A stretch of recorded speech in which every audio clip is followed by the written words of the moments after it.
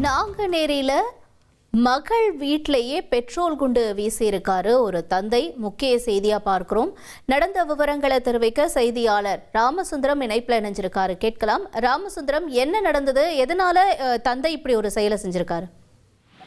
அதாவது நெல்லை மாவட்டம் மூளைக்கருப்பட்டி அருகே உள்ள அந்த சுருளி என்ற கிராமத்தை சேர்ந்தவர் முத்துக்குமார். இவர் அதே பகுதியைச் சேர்ந்த ஒரு பெண்ணை காதலித்து திருமணம் செய்வதற்கான முயற்சி மேற்கொண்டார். அப்போது அந்த பெண் வீட்டார் எதிர்ப்பு தெரிவித்த சூழல்ல இரு தரப்புக்கும் இடையே பிரச்சனை ஏற்பட்டு இருந்திருக்கிறது.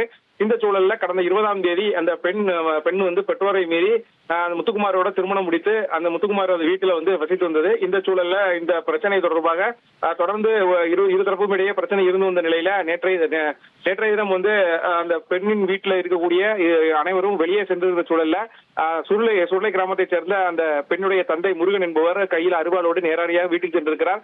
அப்போது வீட்டில் யாரும் இல்லாத சம்பவம் குறித்து தகவல் அறிந்தவுடனே கோவத்துல கையில் இருந்த அரிவாளை கொண்டு கதவு உள்ளிட்ட இடங்கள்ல அரிவாளை கொண்டு வெட்டியிருக்கிறார். இந்த சூழல்ல தான் மிகவும் ஆத்திரமடைந்த அவர் பெட்ரோல் குண்டை வீசிவிட்டு அங்கிருந்து தப்பிக்க முயற்சி செய்தார். அப்போது அப்பகுதியில் உள்ள பொதுமக்கள் அவரை மடக்கி பிடித்து தர்மடி கொடுத்து உடனடியாக காவல் நிலையத்தில் ஒப்படைத்தனர்.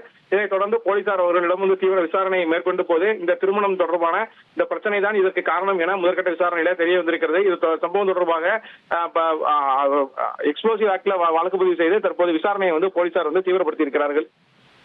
உங்களுடைய தகவல்களுக்கு நன்றி ராமசுந்தரம். காதல் திருமணம் செய்த மகள் வீட்டில் பெட்ரோல் குண்டை வீசியிருக்காரு தந்தை.